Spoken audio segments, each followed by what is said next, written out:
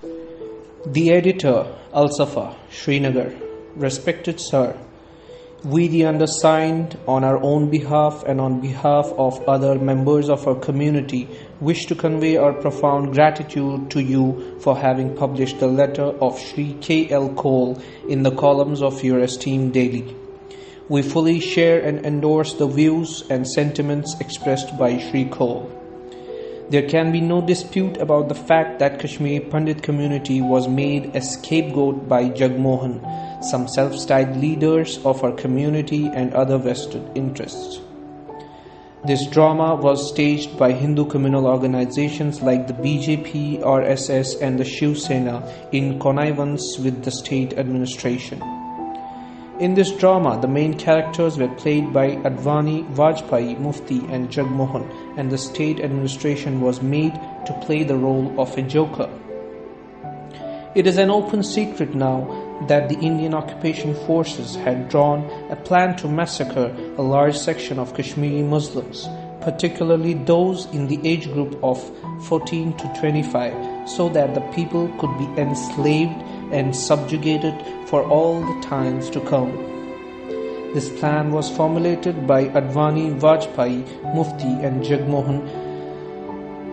According to reliable and well-informed secret, the plan was to make the Kashmiri Pandits migrate from the valley so that the mass uprising against occupation forces could be painted as a communal flare-up and the massacre of the Muslims could be termed as a fight against the communal forces and measure for the restoration of law and order.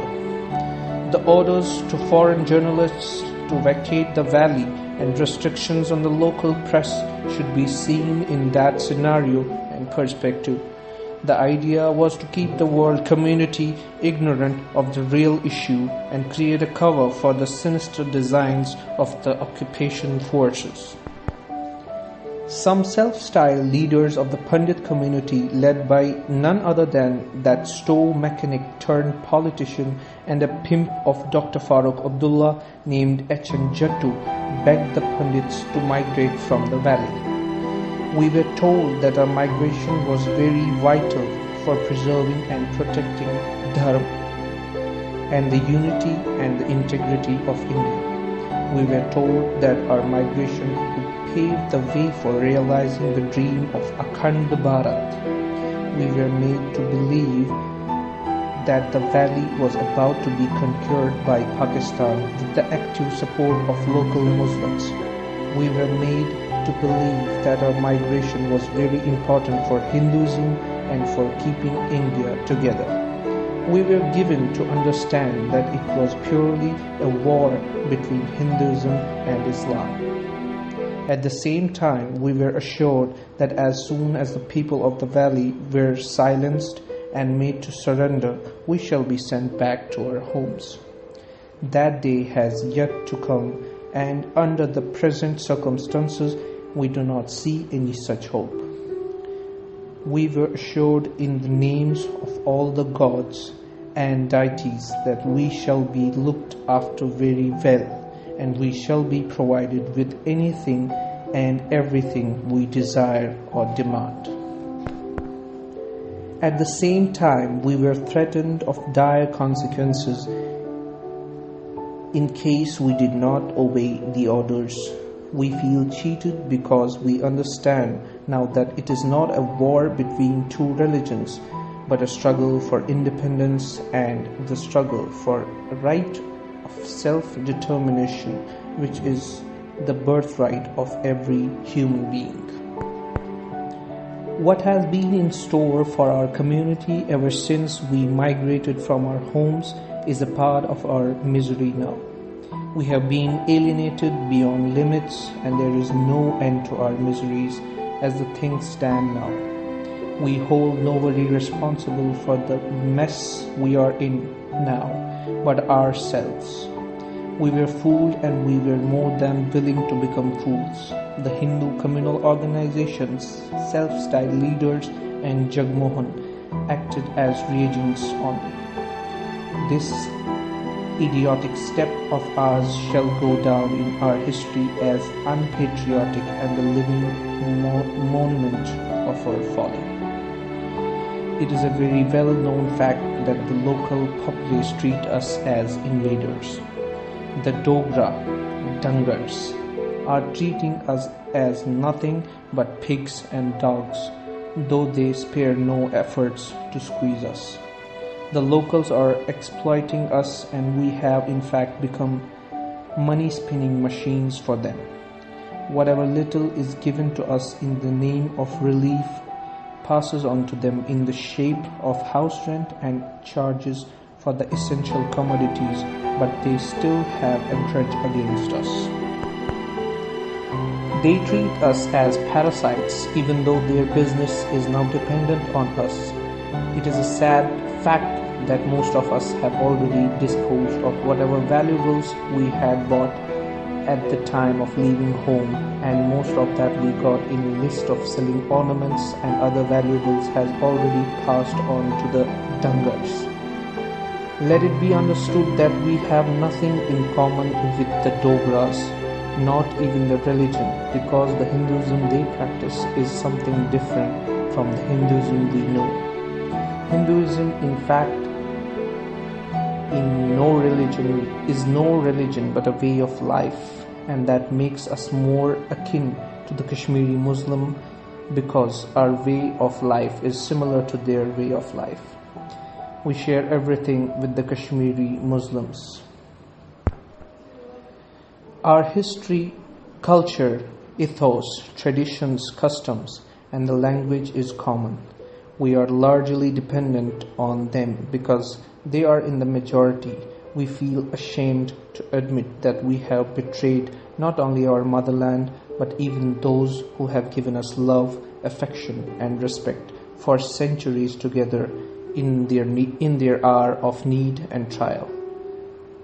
We feel ashamed to have become tools in the hands of enemies of our nation and for not participating in the freedom struggle of our motherland from the alien rule.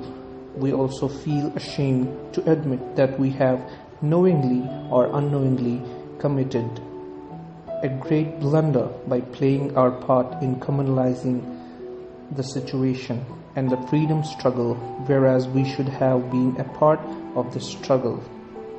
God alone can forgive us for this great betrayal.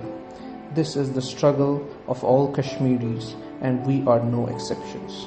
We know that our betraying our motherland has resulted in our having lost the love, goodwill, respect, and affection of our Muslim brothers and sisters who are fighting the occupation forces, but at the same time we are confident of their good nature and magnanimity.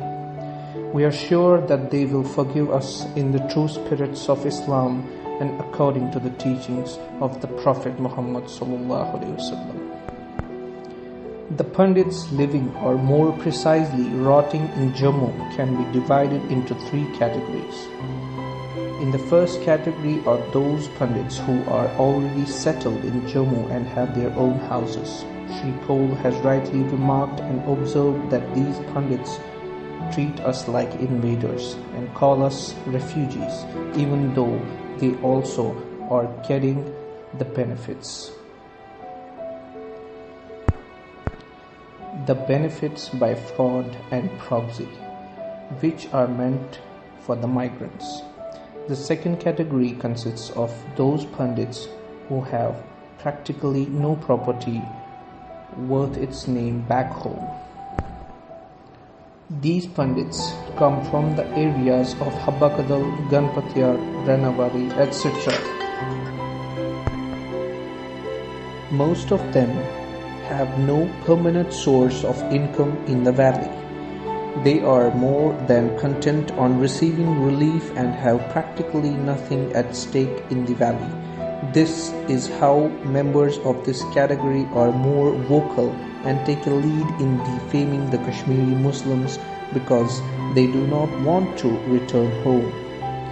Most of these Pandits have given their daughters in marriage to the Dungars with the hope of getting their favors. Most of the self-styled leaders come from this category. The third category is of those Pandits who come from a well-to-do background and have left back property worth lakhs of rupees in the valley. This category is more than eager to return home.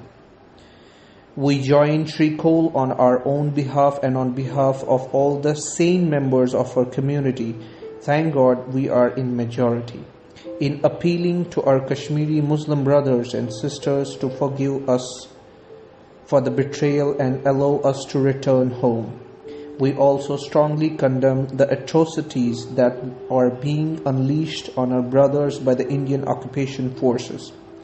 We also appeal to the government of India and to all peace-loving people of India to fulfill the promises that were given to us by their leaders like Pandit Jawaharlal Nehru. We also appeal to the world community and the UNO to restrict India from committing atrocities against our nation. We also appeal to UNO to compel India and implement the resolutions passed in 1948 for grant of the right of self-determination to the people of Kashmir and for holding plebiscite in the state of Jammu and Kashmir. Kindly convey our respects and good wishes to our Kashmiri Muslim brothers and sisters. We salute their valor and courage which they are showing against the onslaught of occupation forces. Please remind them that it is a temporary phase and that the blood of our great martyrs will be victorious very soon.